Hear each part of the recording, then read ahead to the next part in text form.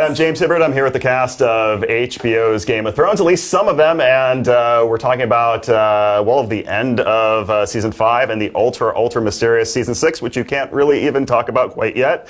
Gwendolyn, you're here you have Star Wars, you have Hunger Games, you have Game of Thrones. You're like the ruler of Comic-Con. That is correct. I am the overlord of the Comic-Con, so don't mess me around. Yeah. It makes you sound really cool when you say the Comic-Cons, too. That's I like a good to way give to it do a little more gravitas. Yes, yes. So what's the experience like shooting Star Wars compared to Game of Thrones?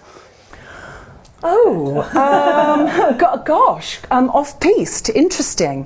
What's it like filming? Well, it's two different projects, but they both have a very passionate fan base.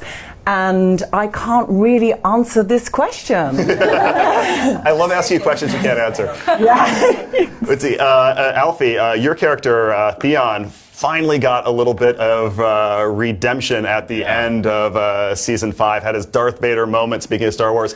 And, what was that like for you? I mean, were you happy with that outcome? Or I was definitely happy with the outcome. I mean, as an actor, it would have been interesting to see how much darker they could push it. But as a person, of course, I'd like to see some sort of light at the end of the tunnel for someone. So, it was good. It was interesting. And do you think this represents a bit of a turning point for the character? Hopefully. I haven't really... I don't know if I can answer that, but I would hope so. Because at this point, you don't even know if your character survived that big jump. You could get to the first page of the next script and be like, oh, he's dead on the floor. Fingers crossed. Got a mortgage to pay.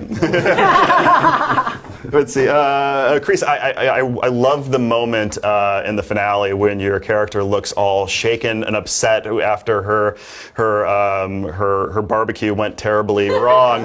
Let's see. Do you think Melisandre is going to be a little bit different for the next season? Do you think this represents a little bit of a change for her? I mean, it looks like it. I mean, it didn't really work out that well, and I think it must have some effect on the rest of her. I don't know what we're going to see of her exactly, but I quite like that change. I was really happy with it. Yeah. Yeah. I mean, were fans coming up to you after that episode and just shaking their head, going, "How could you?" Oh, well, if only they said, how could you? They were a little bit more specific. Death wishes to me. Yeah, it was quite harsh on the Twitter, on the World Wide Web. Quite rightly, too. Yeah. Let's see. Sophie, we spoke about the whole Wedding Night episode months before it aired, and I don't think either of us at the time really had any sense of how big that reaction would be. I mean, what was it like for you? Because, I mean, the reaction wasn't just like the next day or the next week. It was a reaction that went for weeks online. I mean, what was it like for you behind the scenes watching that unfold? I mean, I tried to distance myself from it as much as possible.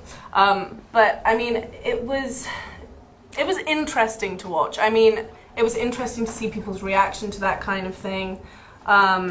Because I feel like it's never really been done this much before on TV, and I think we were speaking about this earlier. I think it's the kind of reality of what it was like back in medieval times and what actually happened to women. Yeah. At the same time, this show is very feminist and has a lot of strong, independent women, including Sansa. But we're not going to, distract from the fact that those kind of things do happen. Right. It did happen. And, that's what happened. We can't change it now. And Liam, your character, I mean, first he lost his fingers, now he's lost his king. Yeah. He's sort of a man without a country now. So like a daughter, his son, he just loses stuff all the time. There's no upside in this character. One misery after another. Yeah, well, one misery after another is sort of... Taxi for Cunningham. No, it's fantastic. It's one of the grown-up show written by grown-ups for grown-ups, and I mean, there's been. I mean, Shireen was a horrific incident last, the same as the rape of Sansa, and the emotional. The show was so good. The emotional investment that we all put into it. I mean, as viewers and fans and participants. And I think that's kind of the reward. There's huge ups on this, but there's also huge downs. And And when you're investing in these extraordinarily, wonderfully written characters, when they're taken away from you or their dignity is stolen from them, you really do feel it. Right. I mean, we are the same when we get the scripts as when people watch it. Yeah. So I mean, I lock myself in a dark room and just read it and go, "Oh my God, you've got to be kidding me!" And there's a lot of that. It's incredibly exciting to get. We're getting them in the next 24 hours, the new season. And I can't wait to get my hands on them. I'm dying to see what's going to happen. I like that they sent you to Comic-Con, and then after then you'll get the scripts. They're complain. Yeah. That's why we can't go out on the panel and go, "You have no idea, look at these people. I'm working one day in 5 months." Write that now. I would see, Carolyn, the showrunners have expressed repeatedly their intention of wanting to cap the show at 7 seasons. You're not only a producer on the show, but you're also worked for a long time with HBO, so you really know how the network works. I haven't heard you express an opinion on this before, so I figured I would put you on the spot and ask you, what is your thought about that? Do you think that is a likely outcome at this point? I think when I was a network exec and now in the show, I think you always want more of something, but you also don't want more past its the best point to get out. And I think you want to get out, leave the party while it's still really going strong. And I think that we haven't totally resolved how the real length of time, but I think that David and Dan have an idea of where the story goes and how long it's going to take to tell it, and I think everybody's behind that. The idea of following their lead on that. Yeah, I mean, one popular opinion among some people online, myself included, is probably they'll do like a seventh season that's split in 2, like has been done for other shows like Sopranos and Breaking Bad, where it's like 16 episodes in the 7th season. They spread out over 2 years. That way, they keep all those Game of Thrones subscribers around for another year and reap some more Emmys. I just want to say Sopranos was the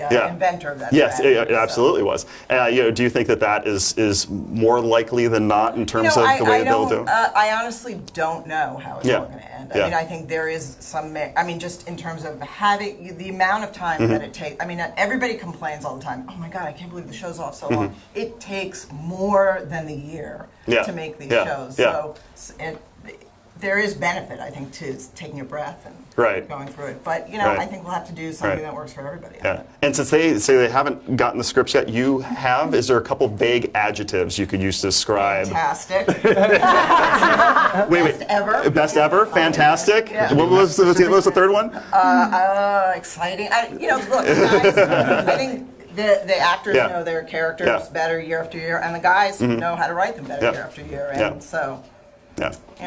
It ends up being better and better. Yeah. And what's the last question? I'm not asking Jon Snow questions, but I'm assuming, are all your friends like driving you nuts about that? Is that something that everyone's sort of pestering you about? And how do you react to that when people, keep asking you questions? Well, like it's that? huge in our family, and I do take a certain sick pleasure in leaving the scripts lying around as they walk through, and they go, "Dad, could you please put the script away?"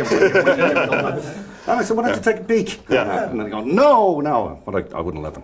Send the rest for it. Oh yeah, fantastic family.